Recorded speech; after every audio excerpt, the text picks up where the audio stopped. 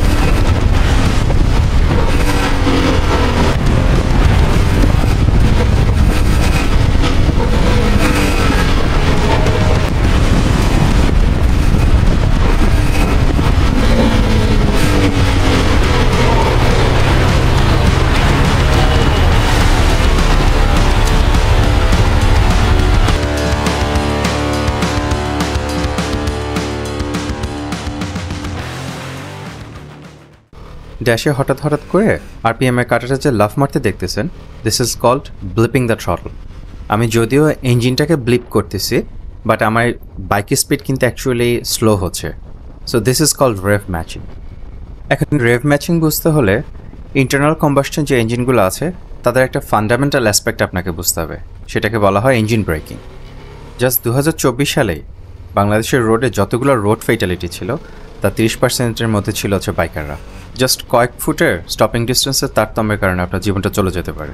আমি কাউন্ট হারায় ফেলছি এই রেভ ম্যাচিং টেকনিকটা আমার লাইফটা যে এই পর্যন্ত কতবার বাঁচাইছে। And this is even more true for bikes যেগুলো ব্রেকগুলো হচ্ছে আপনার কাছে মাসি মনে হবে।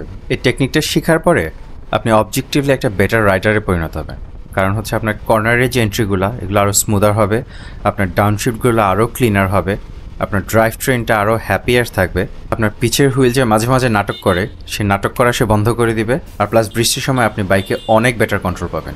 আমি এখন এই জিনিসগুলোকে সেটাও এক্সপ্লেন করব, প্লাস খুব ইজি ওয়েতে আপনি কীভাবে জিনিসটা আয়ত্ত করতে পারবেন এটাও আমি বুঝাই দিব। ফার্স্টে ইঞ্জিন ব্রেকিং। আমাদের বড় বড় ট্রাক, বাস এগুলো ইঞ্জিন ব্রেকিংয়ের উপর মারাত্মকভাবে রিলাই করে স্টপিং পাওয়ারের জন্য। এই ক্লিপটার মধ্যে যে বাসটা দেখতেছেন না, সে বেসিক্যালি ইঞ্জিন ব্রেক করতেছে স্লো ডাউন করার জন্য। বাস বা ট্র্যাকের চ্যাসি দুলুনি দেখলেই হচ্ছে আপনি বুঝতে পারবেন যে সে কখন ইঞ্জিন ব্রেক করতেছে আর কখন ফ্রন্ট ব্রেক ধরতেছে। যত ভেহিক্যাল আছে পৃথিবীতে সবগুলোর মধ্যে একটা প্যাটার্ন খেয়াল করবেন। সিসি ক্লাসটা যত বাড়াচ্ছেন আপনার ওই ভেহিক্যালটা, সেটা 2 হুইলার হোক বা 4 হুইলার হোক, সেটাকে থামানোর জন্য একটা রিলায়েবল মেথড হিসাবে ইঞ্জিন ব্রেকিংটা ততটাই গুরুত্বপূর্ণ হয়ে দাঁড়ায়। বাট এটা আহামরি কিছু না, যে ভেহিকেলে হোক না কেন আপনি থ্রটলটা ছেড়ে দিলেই হচ্ছে ইঞ্জিন ব্রেকিংটা স্টার্ট হয়। কিভাবে? এই ক্লিপটা খেয়াল করেন। এটা একটা বাইকের থ্রটল বডি, বাট যে ভেহিকেল হোক না কেন থ্রটল বডি মোরলেস দেখতে সেমই হয়। তো এই থ্রটল বডির যে বাটারফ্লাই ভালভটা, আমি থ্রটলটা ছেড়ে দেওয়া মাত্রই হচ্ছে এটা ধুপ করে ক্লোজ হয়ে যায়। আমি একটু ওভার সিম্পলিফাই করে ব্যাখ্যা করতেছি। এই ডায়াগ্রামটার দিকে খেয়াল করেন। ইঞ্জিনটা এক পাশ দিয়ে হচ্ছে নিঃশ্বাস নিচ্ছে আর আরেক পাশ দিয়ে নিঃশ্বাসটা ছেড়ে দিচ্ছে, যেটাকে আমরা এক্সস্ট হিসেবে চিনি। তো আপনি যখন বাটারফ্লাই ভালভটা ক্লোজ করে দিচ্ছেন, সাথে সাথে হচ্ছে সে যে নিঃশ্বাস নিচ্ছে যে জায়গাটা দিয়ে, ওখানে এয়ারফ্লোটা হচ্ছে ড্রপ করবে। তো বেসিক্যালি একটা শূন্যতা তৈরি হলো, একটা ভ্যাকুয়াম তৈরি হলো। এতে করে আপনার ইঞ্জিনটা হচ্ছে সাডেনলি আর মুভ করতে চাইবে না, তার স্পিডটা হচ্ছে কমতে থাকবে। কিন্তু আপনার পেছনের যে হুইলটা সেটা তো তখনও মুভ করতেছে, তাই না? তো এখানে একটা মেকানিক্যাল একটা টাগ অফ ওয়ার হচ্ছে তৈরি হবে। আপনার হুইল হচ্ছে মুভ করতে চাচ্ছে কিন্তু ইঞ্জিন মুভ করতে চাচ্ছে না। এই ভ্যাকুয়ামটা প্লাস হচ্ছে আপনার ইন্টারনাল যত মুভিং কম্পোনেন্ট আছে তাদের ইন্টারনাল ফ্রিকশন, প্লাস হচ্ছে আপনার ইঞ্জিনটা যে নিঃশ্বাস নিচ্ছে প্লাস নিঃশ্বাসটা ফেলতেছে, এই জিনিসটার মাঝখানে যে এনার্জিটা তার লস হয়, যেটাকে পাম্পিং লস বলে, এই সবগুলো মিলে আপনার ইঞ্জিনটাকে স্লো ডাউন করার চেষ্টা করে। অর্থাৎ এই রেজিস্ট্যান্সটাকে আমরা ইঞ্জিন ব্রেকিং হিসেবে চিনি। আপনি গিয়ারে যত নিচের দিকে থাকবেন তত বেশি রেজিস্ট্যান্স ফিল করবেন, তত স্ট্রঙ্গার ইঞ্জিন ব্রেকিং হবে। সো রেসিপিটা সিম্পল। আপনি যদি আরও তাড়াতাড়ি থামতে চান, আরও ইঞ্জিন ব্রেক আপনাকে অ্যাড করতে হবে। আর আরও ইঞ্জিন ব্রেক অ্যাড করতে হলে আপনাকে একটা লোয়ার গিয়ারে ডাউনশিফট করতে হবে। This is where rev match comes in. আপনি যখন ডাউনশিফট করতেছেন, আপনি ইঞ্জিনটাকে বেসিক্যালি ফোর্স করতেছেন সে যাতে আরও জোরে ঘুরে। এখন এই প্রসেসটাতে আপনি যদি কোনো হেল্প না করেন, আপনার পিছের চাকা আপনার ইঞ্জিনটাকে বুলি করা শুরু করবে। এখন ওর অ্যাটিচিউডটা হচ্ছে তুই ঘুরবি না, তোর বাপ ঘুরবে। মাঝে মধ্যে ডাউনশিফটের পেছন থেকে একটা যে ধাক্কা ফিল করেন, এটা হচ্ছে বেসিক্যালি আপনার এই পিছের হুইল আর ইঞ্জিনের মাঝখানে যে মারামারিটা, এই মারামারির ফলাফল। আপনি অ্যাক্সেলারেট করে ক্লাচটা টেনে ধরা মাত্রই আপনার হুইলের স্পিড আর ইঞ্জিনের যে স্পিড, এই দুজনের স্পিডের মাঝখানে একটা মিসম্যাচ চলে আসে। তো বেসিক্যালি এদেরকে দুইটা রোটেটিং সিস্টেম ধরেন।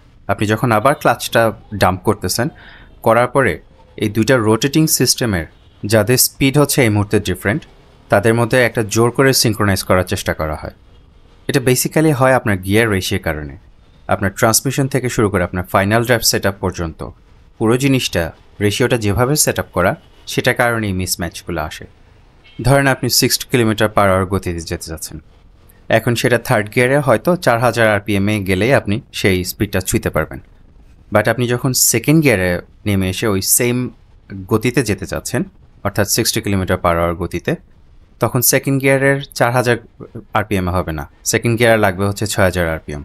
তা আপনি যখন শিফট ডাউন করতেছেন রেভিং না করে, আপনার পিছের যে হুইলটা আছে না, ইনস্ট্যান্টলি আপনার যে ইঞ্জিনটা তারে জোর করে ঠেলে 4000 RPM থেকে 6000 RPM-এ নিয়ে যাবে।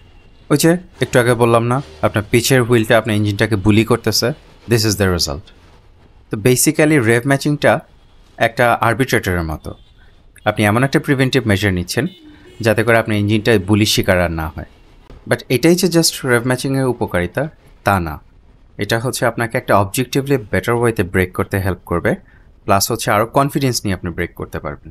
মাথায় রাখবেন, আপনি যখনই থ্রটলটা রিলিজ করে দিচ্ছেন, ইনার্শিয়ার কারণে বাইকে পিছের যে হুইলটা ওইটার কাছ থেকে লোড সরে যাবে আর সামনের হুইলটা সামান্য একটু চেপে যাবে, সাসপেনশনে একটু ডাববে, এটাকে লোডিং দ্য সাসপেনশন বলে। প্লাস হচ্ছে আপনার ফ্রন্ট হুইলের উপরে একটু চাপ পড়ার কারণে সেও লোডেড হবে।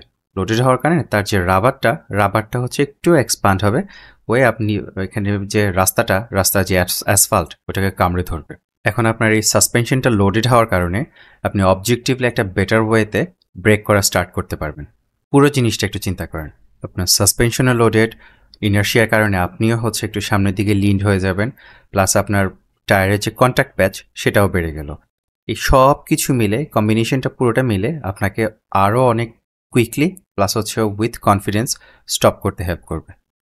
But yes, engine breaking specially যেটা আমরা রেভ ম্যাচিং করে তারপরে অ্যাড করতেছি, সেটা হচ্ছে আমাদের যে ইন্টারনাল কম্পোনেন্টসগুলো আছে সেগুলোর উপরে এক্সট্রা একটা ওয়্যার অ্যান্ড টিয়ার ফেলে। তবে এখানে কথা আছে, আপনি প্রতিদিন দাঁত মাজতেছেন না, সেই দাঁত মাজার কারণে আপনার যে দাঁত এনামেলগুলো সেখানে কিন্তু micro wear and tear add হয়। তাই বলে কি হচ্ছে প্রতিদিন দাঁত মাজা বন্ধ করে দিবেন? আমি কথাটা বললাম কেন, কারণ যে জিনিসটা অ্যাকচুয়ালি আপনার বাইকে ড্যামেজ করে সেটা হচ্ছে এই যে ধূপ করে ক্লাচটা ডাম্প করে দেওয়া, কিংবা ইঞ্জিনকে জোর করে তার RPM জাম্প করানো, কিংবা পিছনের টায়ার যেটা আছে সেটাকে স্কিড করানো, আপনার গিয়ার বক্সের যে গিয়ার ডগগুলো আছে সেগুলো একটা একটার সাথে স্ম্যাশিং করানো, কিংবা আপনার যে চেইনটা আছে তাকে হঠাৎ করে হচ্ছে একটা চুইং গামের মতো স্ট্রেচ করে নেওয়া, এই সব কিছু জিনিস হচ্ছে আরও বেশি ড্যামেজ অ্যাড করে। এই আননেসেসারি ড্যামেজগুলো আপনি টু সাম এক্সটেন্ট রেভ ম্যাচিং দিয়ে অ্যাড্রেস করতে পারবেন। তো তাহলে এত গুরুত্বপূর্ণ জিনিসটা এটা কিভাবে হচ্ছে শেখা যায়, এই জিনিসটা আমি এখন খুব ইজি ওয়েতে আপনাদেরকে শেখাবো। রেভ ম্যাচিংয়ের টোটাল 4টা কম্পোনেন্ট থাকে। একটা হচ্ছে আপনি ক্লাচটা পুল করবেন, সেকেন্ডলি হচ্ছে ডাউনশিফট করবেন, থার্ডলি হচ্ছে আপনার থ্রটলটা একটু ব্লিপ করবেন, ব্লিপ করে ক্লাচ আর থ্রটল দুইটা স্মুথলি রিলিজ করে দিবেন। এই পুরো প্রসেসটা হাফ সেকেন্ড থেকে 1 সেকেন্ড সময়ের মধ্যে করতে হবে। এখন জিনিসটা যদি কঠিন মনে হয়, সবার আগে যেটা করেন সেটা হচ্ছে আমি যে মোশনটা দেখাচ্ছি সেটা আগে শিখেন, অর্থাৎ ক্লাচটা পুল করে ব্লিপ করে আবার ছেড়ে দেওয়া।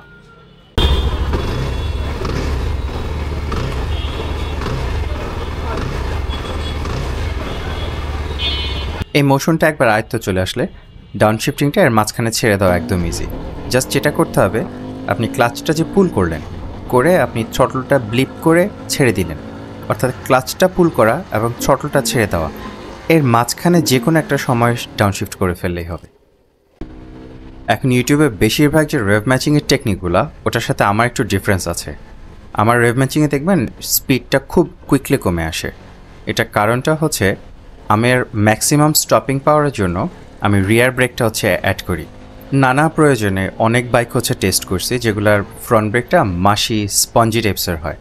তো ওই বাইকগুলোতে হয় কি সেফটির জন্য জাস্ট ফ্রন্ট ব্রেক দিয়ে ধরে বাইকটাকে সেটেল করা যায় না, এক্ষেত্রে পিছের ব্রেকটা হচ্ছে অ্যাড করতে হয়। তো অনেক স্পিডে যদি থাকেন সেক্ষেত্রে পিছের ব্রেকটা যদি অ্যাড করেন, অ্যাড করলে এটা যে চ্যাসিটা আছে চ্যাসিটা আর আপসেট হবে না।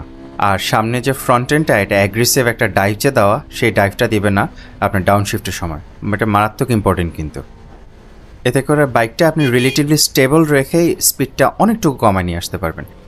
একবার স্ট্যাবিলিটিটা হাতে চলে আসলেই ফ্রন্টের যে ব্রেকটা এটা সামান্য একটু টান দিয়ে ধরে ফ্রন্টের যে সাসপেনশনটা একটু লোড করেন, এতে করে বাইকটা সামনের দিকে সামান্য একটু ডাইভ দিবে। একবার যখন ডাইভ দিবে আপনার সাসপেনশনটা লোডেড হয়ে গেছে, আপনার ওয়েটের মোমেন্টামের কারণে আপনার ওয়েটও হচ্ছে সামনের দিকে শিফট হয়ে যাবে। আপনি রাবারের ওই যে বললাম কন্ট্যাক্ট প্যাচটা সেটাও বড় হয়ে যাবে। এবার গিয়ে হচ্ছে আপনি অ্যাগ্রেসিভলি ফ্রন্ট ব্রেকটাও দিতে পারবেন, বাইক দেখবেন যে একদম ফুল প্ল্যান্টেড থাকবে, কোনো স্ট্যাবিলিটি হারাবে না। এখন এই জিনিসটা শুনতে হয়তো একটু জটিল শোনাচ্ছে, বাট অ্যাকচুয়ালি জটিল না। আপনার ব্রেইনটা জাস্ট একবার টাইমিংটা শিখে ফেললে এটা আপনার সাথে আজীবন থাকবে, আপনার সেকেন্ড নেচারের মতো হয়ে যাবে। আপনি হাই স্পিডে যখন যাচ্ছেন আপনার নিজেকে রিমাইন্ড করাইতে হবে না যে রেভ ম্যাচ করো, আপনি অটোমেটিক্যালি রেভ ম্যাচ করবেন। দ্য ফ্যাক্ট ইজ আপনি পারফেক্টলি যদি রেভ ম্যাচটা করতে পারেন, বাইকের ডাউন শিফটিংয়ের সময় অস্থির সুন্দর একটা সাউন্ড দিবে, তখন আপনার নিজের মোটোজিপির রাইডার মনে হবে। বাট দ্য রিয়ালিটি ইজ এটার জন্য হচ্ছে রেভ ম্যাচ কেউ করে না, এটা বিকজ অফ দ্য ফ্যাক্ট যে এটা feels much much much safer. আমি বললাম না ইন্ট্রোতে যে আমার লাইফে কত কত সিরিয়াস অ্যাক্সিডেন্ট থেকে হচ্ছে বেঁচে গেছি just because of the fact যে আমি টেকনিকটা ভালো করে রপ্ত করছি আমার একদম বাইকিং লাইফের শুরুতেই। আচ্ছা, এখন আপনি আপনার বাইকের যে ড্রাইভ ট্রেনটা আছে সেটাকে বাঁচানোর জন্য একটা টেকনিক রপ্ত করে নিলেন। সিমিলারলি বাইকের ইন্টারনাল কম্পোনেন্টের জন্য হিটও হচ্ছে একটা শত্রু। তো এগুলাকে ওভারহিটিং থেকে বাঁচার জন্য কিছু টেকনিক্স আছে, যেটা হচ্ছে এয়ার কুলড বাইকের ক্ষেত্রে একরকম, আবার লিকুইড কুলড বাইকের ক্ষেত্রে হচ্ছে আরেক রকম। এগুলো ফলো করলে আপনি আপনার বাইকের যে সার্ভিস লাইফটা অনেকটুকু এক্সটেন্ড করতে পারবেন। ভিডিওটা আমি এখানে লিঙ্ক করে দিব, দেখার আমন্ত্রণ রইল।